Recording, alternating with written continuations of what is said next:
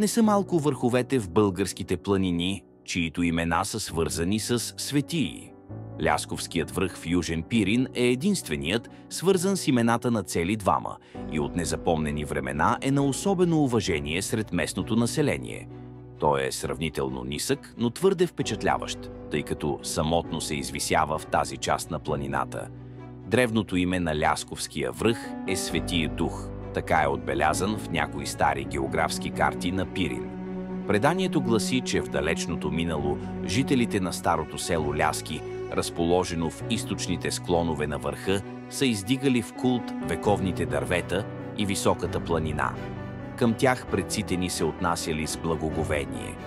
Около Лясковския връх природолюбителите отдавна са забелязали редки растения, някои от които могат да се видят само тук. От град Гоце Делчев до Лясковския връх се идва за около 4 часа и половина, а от селата Ляски и Мусомище все с изкачване в височина за около 3 часа и половина. Докато пътя от Ляски до върха е само един и е невъзможно да се объркате, то от Мусомище до върха има няколко пътеки.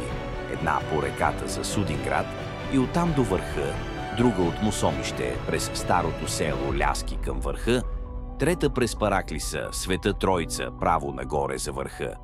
Ако сте с високопроходимо превозно средство, тръгнете за върха от село Ляски, което се намира на 6-7 км от град Гоце Делчев.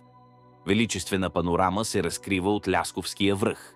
На северозапад приковават вниманието десетките губещи се в облаци алпийски върхове на Пирин.